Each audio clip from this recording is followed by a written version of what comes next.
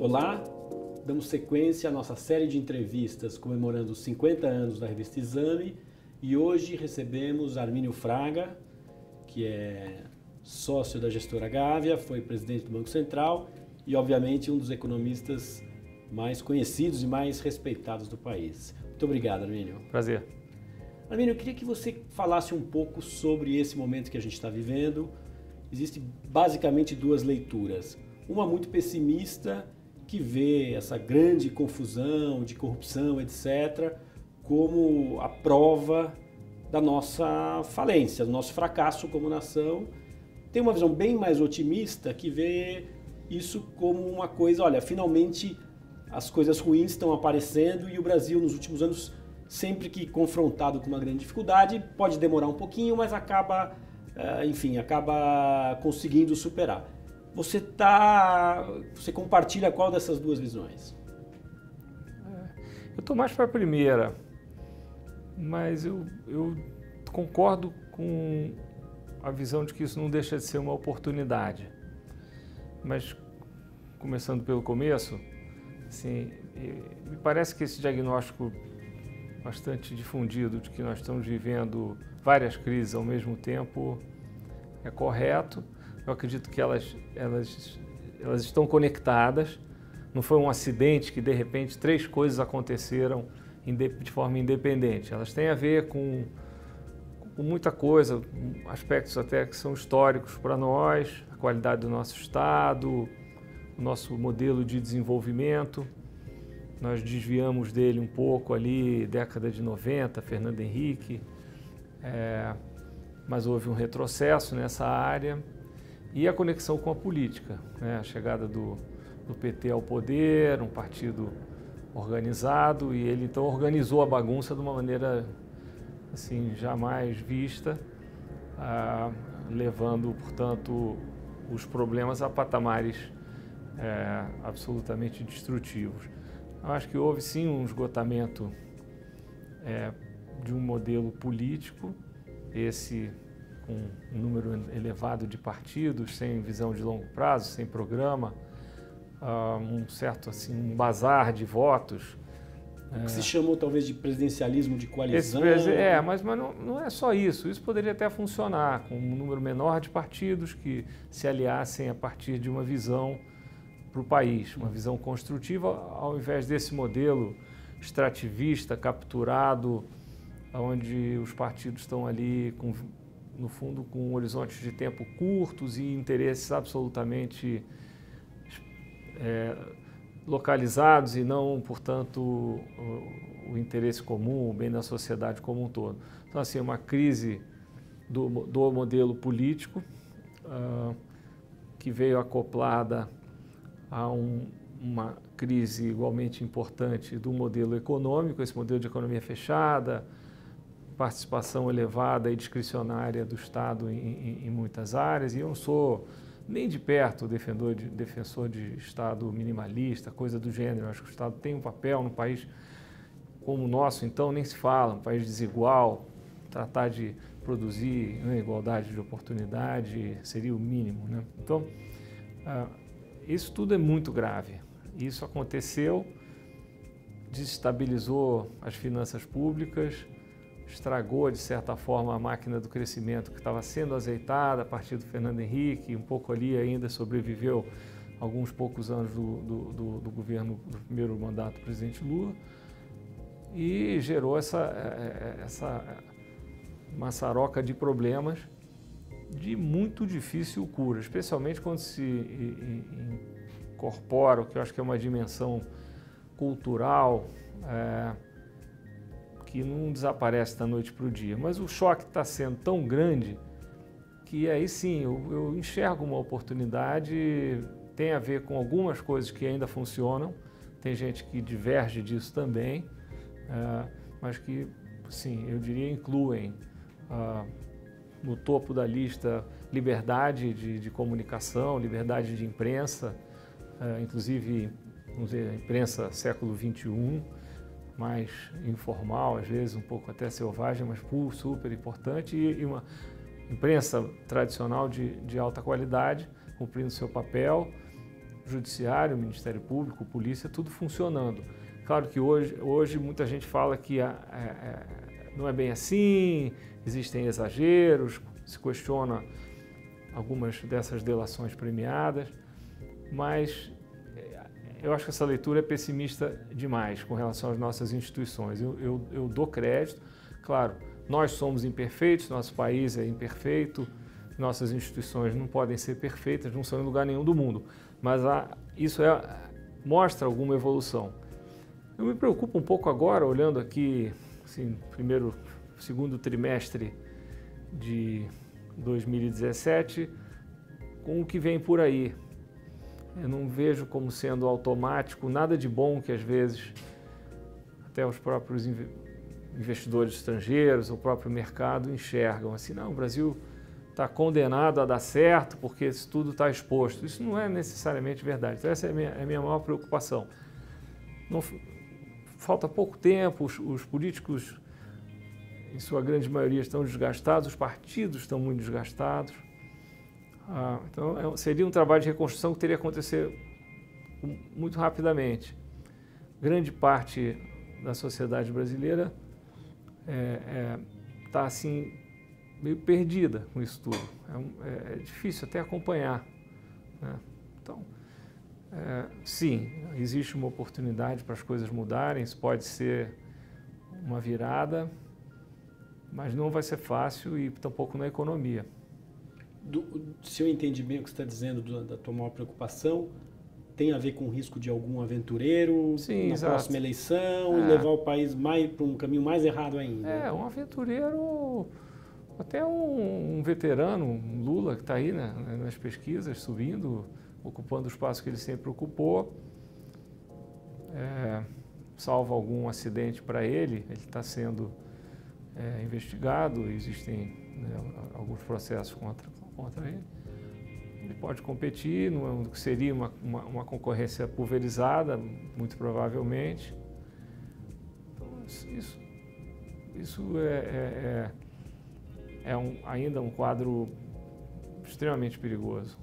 E o mercado, de alguma maneira, não concorda 100% com isso, né? Parece que ainda está admitindo que virá algo de virtuoso de alguma maneira daqui para frente. Sim, dá a impressão que o mercado acredita que tem um espaço entre, vamos dizer, essa esquerda velha, que é a que tem mais volume, pseudo-esquerda provavelmente, melhor dizendo, e uma direita mais conservadora, mais radical, e que aí no meio vai aparecer alguma coisa. Mas o fato é que vai ter que aparecer, vai ter que se consolidar. O PSDB seria assim, um partido posicionado para isso, mas vem tendo dificuldades também, né?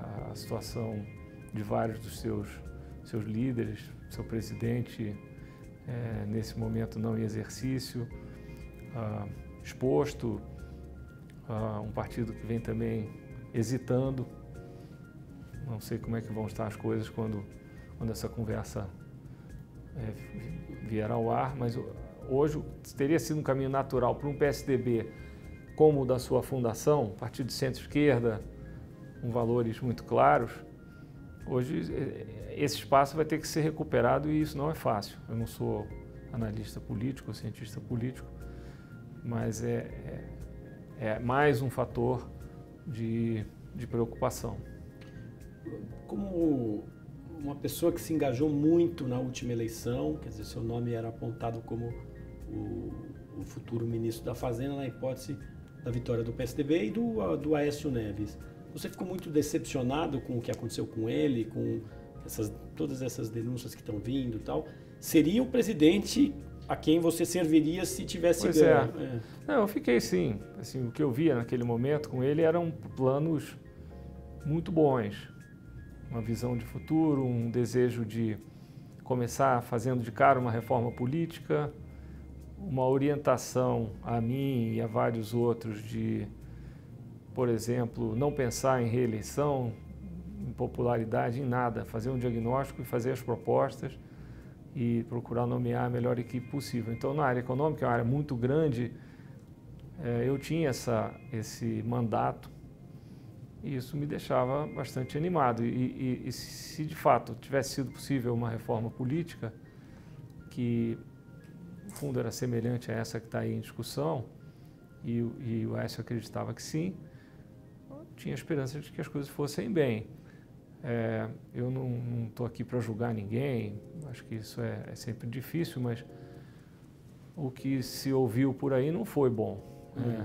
O próprio PSDB no Legislativo tem tido um comportamento bastante errático, né? E também me deixa um tanto ou quanto preocupado, né? Agora, eu não me arrependo, eu penso que naquele momento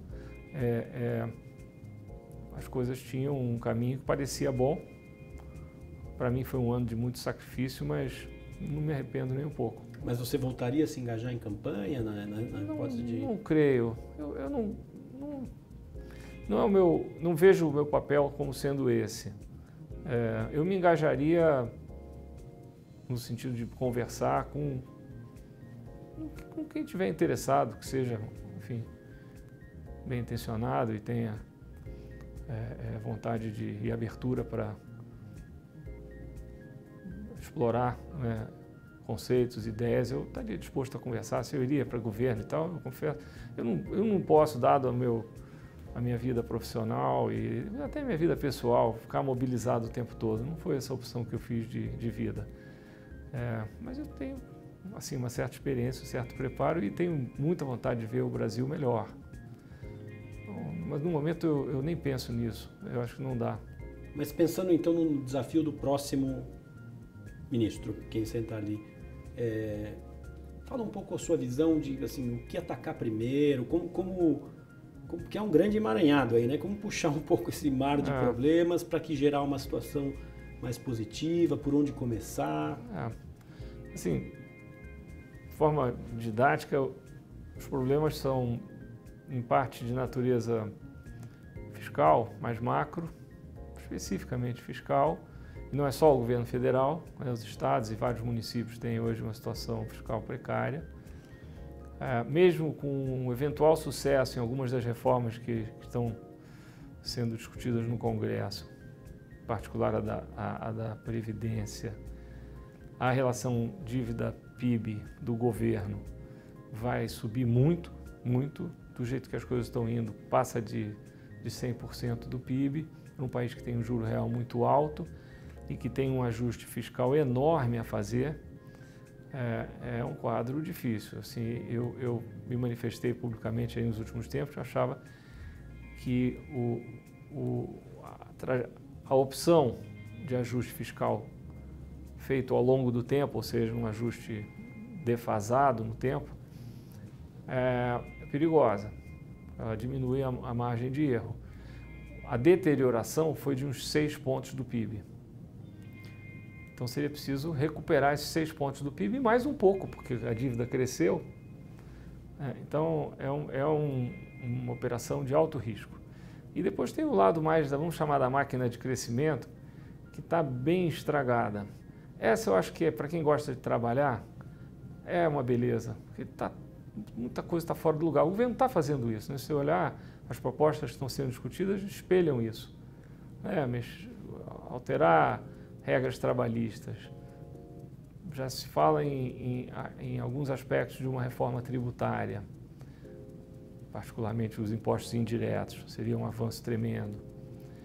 Eventualmente entraria em pauta uma estratégia de abertura e de integração do Brasil ao mundo. É impossível o país se desenvolver de forma autárquica. Não tem isso, não tem história que deu certo nessa linha. A gente tem que mudar. Não dá para mudar da noite para o dia, mas dá para mudar num horizonte de tempo finito. E todo o grande tema da regulação, que tem a ver, no fundo, com infraestrutura, né? São setores regulados, sem segurança na regulação e competência também, vai ser difícil mobilizar capital. Essa talvez seja a fronteira de investimento mais óbvia, mas ela é muito difícil de se executar. Fala-se nisso hoje nos Estados Unidos também, né? A infraestrutura americana está um pouco defasada. A nossa está incrivelmente defasada, mas a deles também, no nível lá deles. E é difícil, os projetos são difíceis, dependem de licenças, são capital intensivos por natureza, de prazo longo por natureza, então está meio parado hoje. Seria uma oportunidade também. Então, tem uma agenda e muitas outras coisas menores, mas que nem por isso são menos importantes. Acho que nessa área, quem vier o quanto antes, tem que procurar fazer o que está sendo feito agora, que é ter uma equipe competente, grande, muita gente podendo atuar em muitas frentes. As coisas menores, quando somadas, são muito importantes. É o dia a dia da vida de um governo ali. Isso tem que englobar áreas afins, educação e saúde, não só tem um impacto social imenso, como tem um impacto econômico também. Né?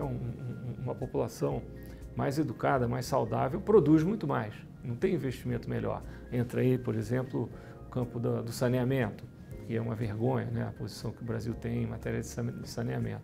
Então, acho que isso poderia ser feito, seria uma frente de trabalho maravilhosa. Então, acho que hoje o que se tem não é um problema de equipe ou de visão. A turma que está lá conhece isso melhor do que ninguém. O problema é político, isso volta ao grande tema. É a capacidade do governo implantar algum tipo de agenda. Enfim, a minha leitura é que, inclusive, é errado o que se diz assim hoje, aí se ouve, que tem que salvar a chance do governo avançar na área econômica.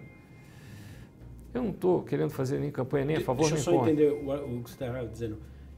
Fechar um pouco o olho para eventuais desvios exato. Em nome da economia. Exato, obrigado. Então, assim, eu sou absolutamente contrário a essa linha. Como eu acho que o problema maior é político, é cultural, à medida em que nós consolidarmos um caminho institucional isento, transparente, lógico, nós vamos estar mais fortes na área econômica também. Então é uma ilusão tentar preservar esse sistema do Brasil velho em nome de algumas poucas reformas nos próximos meses. Isso acho que é um péssimo negócio para nós. Acho que, infelizmente, a decisão do TSE claramente foi algo nessa linha. Aparentemente, ela foi alicerçada numa visão de que não, isso aqui nós temos que evitar a instabilidade econômica. Eu discordo desse diagnóstico e discordo, portanto, do tratamento que foi oferecido pelo Superior Tribunal Eleitoral. Acho que ali foi um mau momento para nós. Hermínio, você trabalhou no governo em outras situações. Queria que você comparasse um pouco o começo dos anos 90 e depois, especialmente, quando você foi presidente do Banco Central, com o momento agora, no sentido da gente entender um pouco... A gente evoluiu de lá para cá? Quer dizer, a crise que hoje parece tão dramática, ela é suavizada de certa forma quando comparada ao que a gente já venceu? Ou não? Nós estamos num buraco mais ou menos de outra natureza, mas tão profundo quanto a gente tinha naquela época. Por exemplo, quando você foi chamado meio para resolver um grande incêndio ali no Brasil, enfim, no começo do segundo mandato do Fernando Henrique. Olha, a situação não é pior do que a chamada década perdida, mas nós perdemos uma década perdida inteira em 3 anos. Então, assim, do ponto de vista quantitativo, isso que está acontecendo dói muito. O custo é imenso. Lá atrás, os desafios mais urgentes eram de natureza macro, especificamente a inflação, e também crises recorrentes de balanço de pagamentos que o Brasil teve aí ao longo de muito tempo, de muitas décadas. E aquilo foi abordado aos poucos e custou. O Brasil, eu peguei ali já o final da década de 80. Na primeira passagem. Sendo que eu penso que ali, aquele início do governo Collor, teve um lado positivo mais micro, de abertura e alguma privatização, mas no macro as coisas não deram certo, e aí eu fiz parte de um governo que tentou criar condições para que se pudesse estabilizar. Eu fazia parte, era jovem, mas eu era parte desse grupo de economistas, predominantemente da PUC do Rio, mas do Brasil inteiro naquele momento, que discutia os temas que são bem conhecidos. E todo o nosso trabalho ali foi de criar, vamos dizer, descongelar o que estava congelado, câmbio, preços públicos, especificamente, e o dinheiro do povo, que estava congelado também, e começar a mexer no resto. A agenda era mais ou menos a de hoje. Reforma tributária, etc. Não era muito diferente. Privatização, etc. Bom, aquilo acabou que não foi muito adiante, mas a base ali foi plantada. O Brasil acumulou bastante reserva, liberou os preços congelados e aquilo criou condições para mais adiante um esforço de estabilização que foi brilhantemente desenhado, executado e depois complementado mais adiante. Eu participei desse esforço num segundo momento, onde depois que o câmbio estourou no início de 99, as expectativas de inflação fugiram ao controle. Elas estavam muito dispersas naquele momento, mas ali na faixa de, inclusive, entre 20% e 50%. Se tivesse ficado, né, dentro dessa faixa, ia reindexar e, de certa maneira, o plano teria... Teria sido mais um plano que mais um plano, provavelmente. Não teria dado certo. Mas ali nós contávamos com o que já tinha começado a acontecer ainda com o câmbio fixo, foi um profundo ajuste fiscal e ali foi possível, era o início de um segundo mandato do presidente Fernando Henrique, havia um certo horizonte de tempo que dava chance de se trabalhar, enfim, infelizmente aquilo deu certo.